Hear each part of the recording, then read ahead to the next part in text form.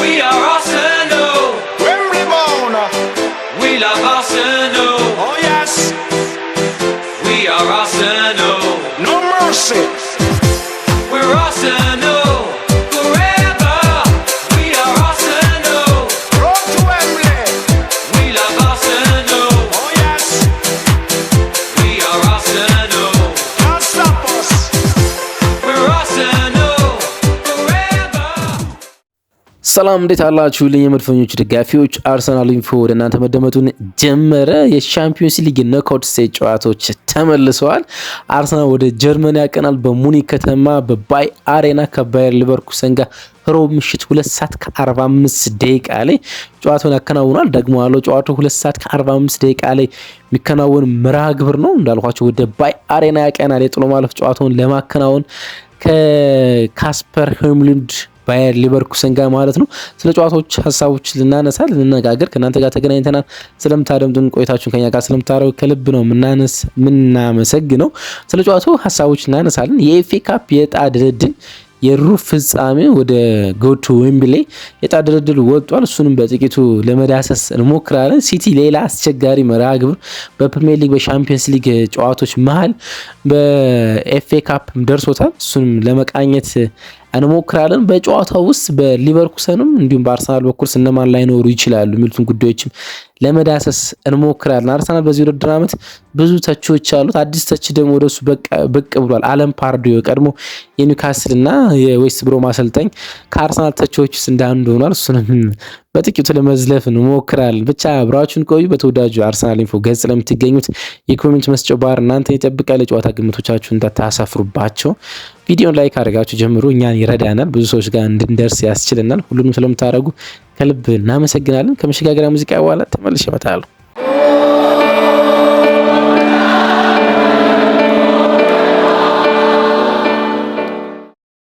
በ21ኛው ክፍለ ዘመን ሁለት ኢንቪዚብል ቡድኖች አሉ። አንደኛው ባየር ሊቨርኩሰን ነው፣ አንደኛው ደግሞ አርሰናል ነው። 2003-4 ሲዝን አርሰናል በፕሪሚየር ሊግ ምንም ጨዋታዎችን ሳያሸንፍ የሊግ መርሃ ግብሮችን ሁሉ ካለምንም ሽንፈት አጠናቆ ኢንቪዚብል እንደሆነ ይታወቃል። በ2023-24 ሲዝን ደግሞ የዣቢ አሎንሶ የሚኬል አርቴታ የሰፈር ልጅ አንዱ ልጅ የሆነው ባስኬት ወለደው እናም ደግሞ በአንድ ሰፈር ውስጥ ያደገው የሚኬል አርቴታ ጓደኛ ዣቢ አሎንሶ ቡድን ኢንቪዚብል እንደነበር ይታወቃል። እና የአንደኛው ክፍለ ዘመን ሁለት ኢንቪዚብሎች ወይም ደግሞ ሳያሸንፉ ዋንጫ ያነሱ ሁለት ቡድኖች ይገናኛሉ ማለት ነው። አርሰናል ወደዚህኛው መርሃ ግብር ይመጣ በኤፍኤ ካፕ ማንስፊልድ ታውንን 2-1 አሸንፈው ነው በዛ ያሉ ተጫዋቾችን ወደ ከስኳድ ውስጥ ወይም ደግሞ ከላይን አፕ ውስጥ የ9 ያህል ተጫዋቾችን ቀንሶ በርካታ ተጫዋቾችን አሳርፈው ጨዋታ ካከናወነ በኋላ ነው ወደዚህኛው ጨዋታ ይመጣ።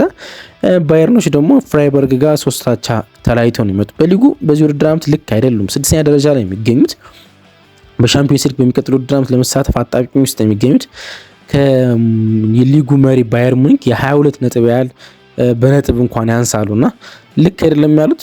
በፕሌይኦፍ ነው ወደዚህኛው መርሃ ግብር የሚመጡት። 16ኛ ነው ያጠናቀቁት በሻምፒዮንስ ሊግ። አርሰናል ደግሞ አንደኛ ነው ያጠናቀቀ እና 16ኛ ያጠናቀቀ ከኦሎምፒያኮስ ጋር ተደላድሎ በፕሌይኦፍ ኦሎምፒያኮስን አሸንፈው ነው እንግዲህ ወደዚህኛው የመጣው ማለት ነው። አርሰናል ከ1994 በኋላ ዩኤፋ ዊነርስ ካፕ ዊነርስ ካፕን ካሸነፈ በኋላ የአውሮፓ ውድድሮች ለማሸነፍ ይሄኛው ውድድር ዓመት በጣም ወሳኝ ነው። እንግዲህ በሊግ ፌዝ ሁሉንም መርሃ ግብሮች አሸንፈው ነው አንደኛ ደረጃ ያጠናቁ። ወደዚህኛው የመጣ 23 ጎሎችን አስቆጥሮ 4 ብቻ ተቆጥሮበት በሊግ ፌዝ መርሃ ግብሮች ባየርን በኤምሬትስ ማሸነፍ ችሎ አትሌቲኮ ማድሪድን፣ ቢልባኦን፣ ኢንተር ሚላን ማሸነፍ ችሎ ነው ወደዚህኛው መርሃ ግብር ይመጣ። አንደኛ መውጣቱን ተከትሎ ከደረሰው የሊቨርኩሰን ጨዋታ ውጭ በምንም አይነት የኖክአውት ስቴጅ ጨዋታዎች ከባየርን ከሊቨርፑል ከባየር ሙኒክ ማለት ነው ከሊቨርፑል ከሲቲ ከማድሪድ ከፒኤስጂ ጋር የመደራረስ ምንም አይነት እድል አይኖርም ከፋይናል ውጭ። ቡዳፔስት ሃንጋሪ የዘንድሮን ፋይናል አዘጋጅ ነች። ከዛ ውጭ ከማንም ጋር አይገናኝም ማለት ነው። እንግዲህ ስለ አርሰናል ብዙ የተባለ ነው የሚገኘው አይደለም፣ በጣም ብዙ የተባለ ነው የሚገኘው። የኤፍኤ ካፕ የዕጣ ድልድል ባይዘው ትናንትና ምሽት ወጥቷል በተለያዩ ሚዲያዎች። ምሽት ላይ አድምጣችሁ ከሆነ ተከታተላችሁት ይሆናል ብዬ አስባለሁ።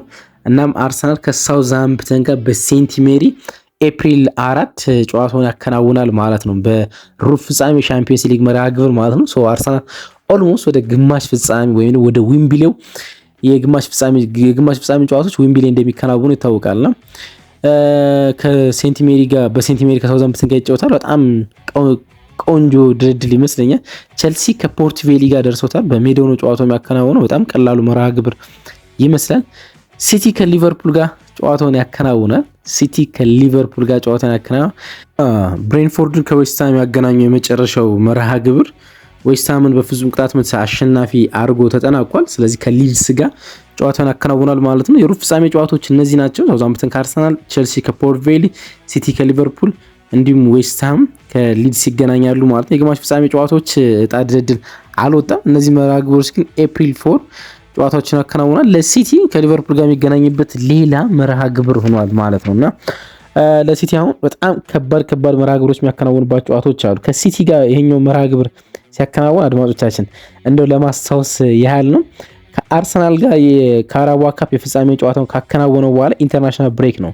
ከኢንተርናሽናል ብሬክ እንደተመለሰ ሲቲ በኤፍኤ ካፕ ከሊቨርፑል ጋር ይጫወታል።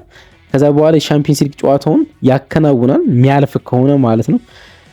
እንደተመለሰ ከቼልሲ ጋር የፕሪሚየር ሊግ ጨዋታውን ያከናውናል ማለት ነውና ለሲቲ ውጥረት ያለው ይሆናል። ከቼልሲ ጋር የፕሪሚየር ሊግ መርሃ ግብሩን ባከናወነ በሳምንቱ ደግሞ ከአርሰናል ጋር የፕሪሚየር ሊግ ጨዋታውን ያከናውናል ማለት ነውና በጣም ቴክስቸሩ የማርች መጨረሻና የኤፕሪል መጀመሪያ ለሲቲ በጣም ወሳኝ ይሆናል ማለት ነው። ትናንትና ይህን ነገር በስፋት ተመልክተናል። ስለ አርሰናል ብዙ ነገር እየተባለ ነው የሚገኘው። አሁን ደግሞ ስለ አርሰናል ተች ነው ብቅ ያለው የቀድሞ የዌስት ብሮም እና የኒውካስል አሰልጣኝ ኒውካስልን ያወረደው አለም ፓርዲዮ ሆኗል እና አርሰናል ዋንጫ የሚያነሳ ከሆነ ከጎኑ ላይ መጥፎ እግር ኳስ ነው የተጫወተው ቡድን ሊሆን ይገባል ወይም ተብሎ ሊጠራ ይገባል እያለ ስለማንቋሸሽ ሲያወራ እየተሰማ ነው የሚገኘው። የአርሰናል ስኬት ወይም ደግሞ እየሄደበት ያለውን ጉዞ ፍራቻ ይመስላል። ዳርክ አርት፣ አንዳንዶች ደግሞ የስታቲስቲካል ባክድ ከቁጥሮች ጀርባ ያለ ቡድን፣ የሴት ፒስ ቡድን፣ የብራይተኑ አሰልጣኝ ደግሞ እንዳለው የታይም ዌስቲንግ ወይ ደግሞ ሰዓት የሚገል ቡድን ያሉ የተለያዩ ተቀጽላ ስሞች ለአርሰናል እያወጡ ይገኛሉ። አርሰናል ግን ወደ ፊት ብቻ እየሄደ ይገኛል። አሁን ለኳድራፑል ሁሉም መንገዶች በጣም መልካም ናቸው። የመጀመሪያ ኳድራፑል ፈተናውን ከሲቲ ጋር በካራባኦ ካፕ ፋይናል ይጫወታል። የግማሽ ፍጻሜን ካላንደር ተመለከትን፣ የኤፍኤ ካፕ። ስለዚህ ወደ ግማሽ ፍጻሜ መድረሱ ሰፊ ነው።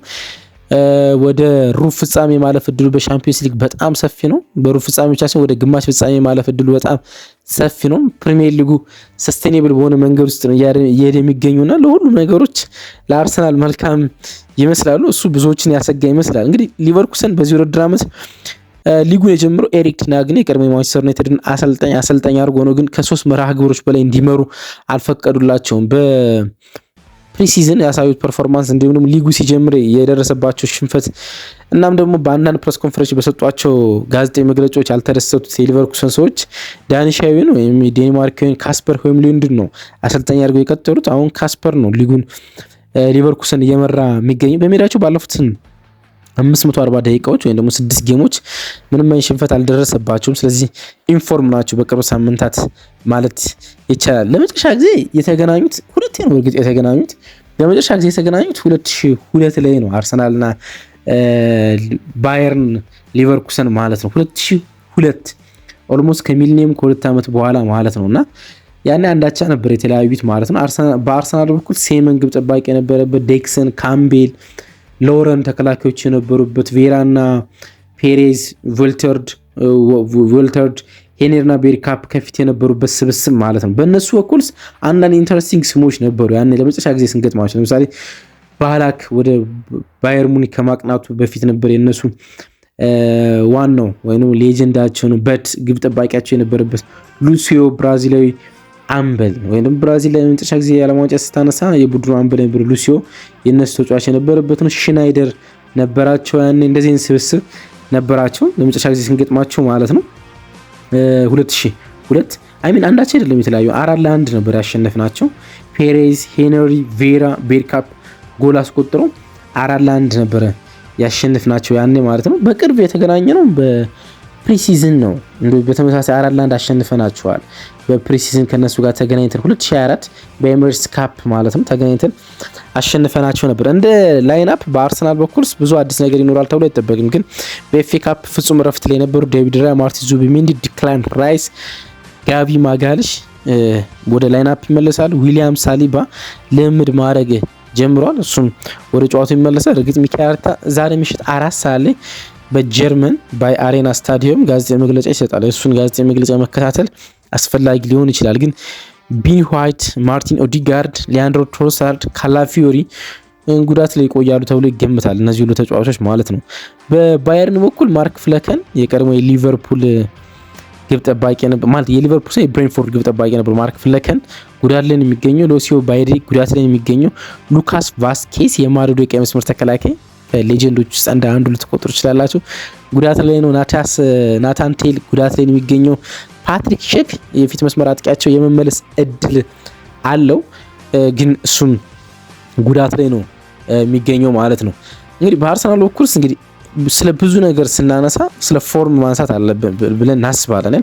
በቅርብ ሳምንታት ውስጥ ከዛ በጣም ከደነገጥንባቸው የብሬንፎርድ እና እንዲሁም ደግሞ የወልቭስ ያቸው ውጤቶች በኋላ አርሰናል በተከታታይ ጨዋታዎችን እያሸነፈ ነው የሚገኘው። አሁን ከ22 አዌ ጨዋታዎች ውስጥ አንድ ሽንፈት ብቻ ነው ያለው። አጠቃላይ ከ24 የፕሪሚየር የአጠቃላይ በሁሉም ውድድር ጨዋታ ውስጥ አንድ ሽንፈት ብቻ ነው ያለው። 13 ተከታታይ ጨዋታዎችን አርሰናል ምንም አይነት ሽንፈቶች አላስተናገደም። ስለዚህ ኢንፎርም ላይ ነው የሚገኙት። በአርሰናል በኩል ዘንድሮ ብዙ ነገሮች ተስተካክለዋል። ይሄን ነገር አስተውላችሁ ታውቃላችሁ? ባለፈው ውድድር ዓመት በርካታ ቀይ ካርዶች የሚመለከተው ቡድን ነበር አይደል? አርሰናል ምንም ጥያቄ የሌለውም 6 ቀይ ካርዶችን አግኝቷል። ግን በአመቱ መጀመሪያ ላይ ያገኛቸው 3 የመጀመሪያ ቀይ ካርዶች ፍጹም ተገቢ አልነበሩም። ግን ቶታሊ ስታቲስቲኩ አርሰናል 6 ቀይ ካርድ እንዳየ ይነግረን ነበር። 3 ፍጹም ቅጣት ምት እንደተሰጡበት ይነግረን ነበር። በዚህ ውድድር ዓመት አርሰናል ምንም አይነት ደግሞ አሉ የፍጹም ቅጣት ምት አልተሰጠበትም። ያን ያህል ዌል ዲሲፕሊን ነው ቡድኑ።